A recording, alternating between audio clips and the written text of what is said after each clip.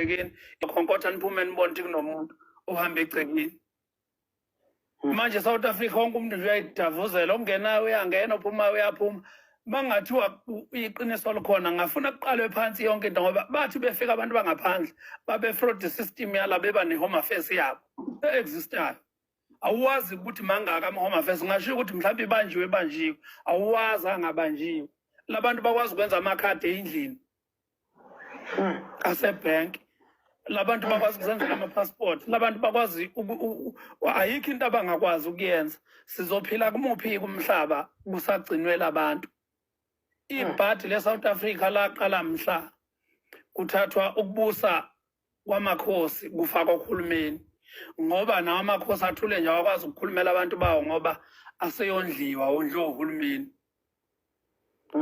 Ukuba amakhosi asondliwa abantu ngokuthi adle umuntu uma yenza icala noma yenza iphutha amhlawulise, ungaba amakhosi ayakwazi ukuthi uma kuthiwa kukhalwa kona kuthiwa nakho la kunesiphaza shop esidayisa into ewuyisiyingane, ungabe iyakwazi inkosi ukuthi ikhiphe ijutho ukuthi hayi abahamba abantu abathile bohlakaza leyo nto bodiliza lowo mkhukhu owakhiwe lapho. Manje angeke kuze kukwazi ngoba kuzothiwa sebelimaza impahla yomuntu, ababoshwe, nayo inkosi ayiboshwe. Sisendleleni nje futhi kunzima ukuthi singaphuma, kuphinde kuyela ekuthenini uyabona njengoba abantu bebaningi kangaka, wonke umuntu abantu abafuna ukusupport umuntu abangamvotelanga. Ngisho ngabe usephethe into, ngisho ngathiwa mayisho uwe mbomvu ukuthi asikuvotelanga, ngisho ngabe ukhuluma into eyiqiniso kanjani, sohlezi sithi uyaphetha. Ngeke size sivume ukuthi phela usu-appointiwe ukuthi siphathe, sicela usenzele lokhu nalokhu. Wena mawuthi usho leyo nto vele sizoyigxeka ngoba isho umuntu esingamvotelanga esithi asimfuni.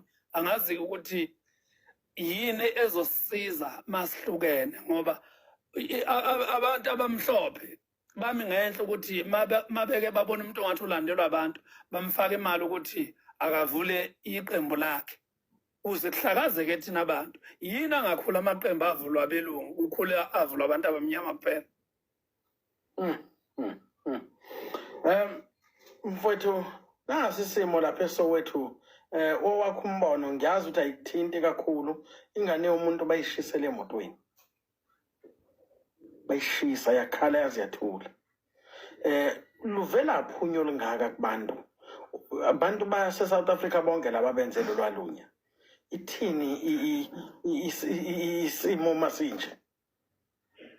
Ngike ngayibona izolo ntambama leyo nto, ipost omnye umfana ngambuza nje washo ukuthi hayi into uma ukhuluma ngale kuthiwa yenzeke ngazi noma mabonenge mall, Mabhonya mall eKogoli enjalo.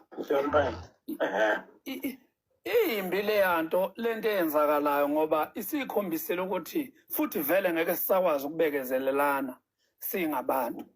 Ubuhlungu ke kunakho konke, imboni ilwa nabantu bama-Uber umhlaba wonke, kwi-South Africa yonke, not lapha esekunalesigameko kuphela. Nala eThekwini zikhona lezo nkinga.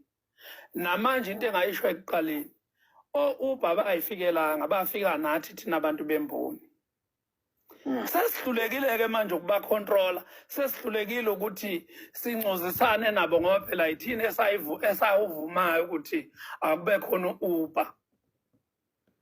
Manje sesibone ngathi abantu laba bahamba ngo-Uber bathatha umsebenzi wethu. Abawuthathile umsebenzi wethu abantu bama-Uber, banikwa yithina. Siyitshela ukuthi sizothola imali eyisheshayo, siyitshela ukuthi siqeda lento yama-meter tax, kanti sizoyi-extend ukuthi ama-meter tax awabe ngaphezulu kwayo yonke into ekhona. Leyo nto vele ikutshela ukuthini asihlangene singabantu. Ngoba mhlambe kungcono kube ngoba phela ama-Uber akhona ngeke asashona ndawo le-South Africa. Uyathanda uthanda akuwona asekunamagama amaningi ahlukahlukene, ama-apps nje afika ayasetshenziswayo.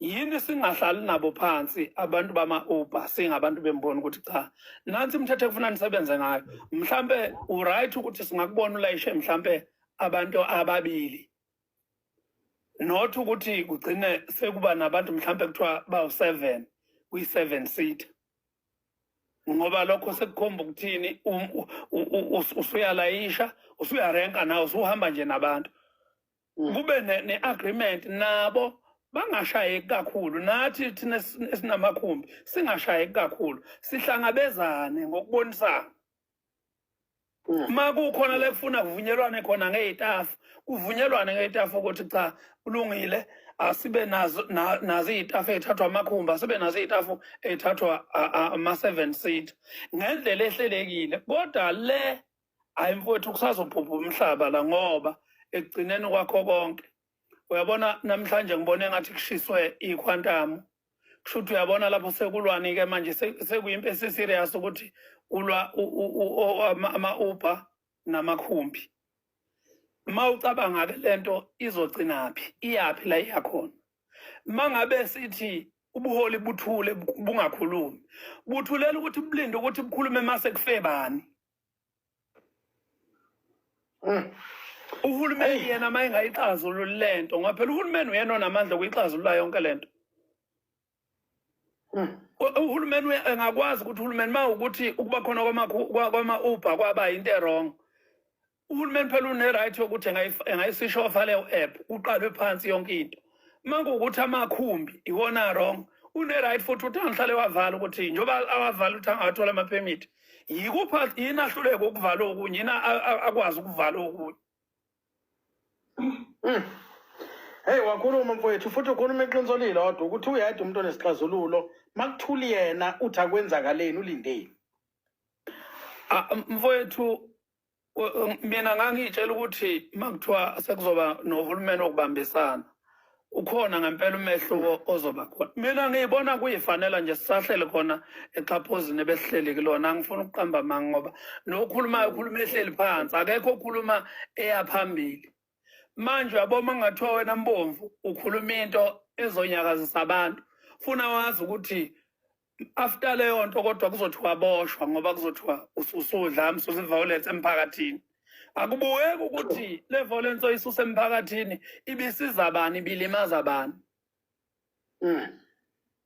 That's true iqiniso ayikho into ezokwenziwa ilelizwe esazosiza thina ngaphandle ngoba nayo ama-drugs lawa adayiswayo ngeke angadayiswa ngeke bangawasaphothi ngoba phela ma kunenkomfa izona mali ey'kwazi ukufika ziwo cash i-drugs phela imali yakho ihlala iwu-cash angithi iy'nkomfa ziyathengwa kuthiwa bayasishaya la abakabani abaka-TikTok masilibiza ngesingisi noma silibiza ngesiZulu sithi isidakamizwa ngoba vele basivale basicishe singabe sisaqhubeka sikhuluma angithi ngoba phela sikhuluma ngento yabo abantu abakhulu manje funa siyihloniphe weNkulunkulu hayi ngabe sofanele sizihlame eSouth Africa bafowethu hayi asilutho impela afowethu asidedele abanye abantu bakho siyabonga Mboma kaMqhele ngiyabonga kakhulu bhuti ngiyabonga kakhulu ama-gift kubo bonke abantu siyabonga niphile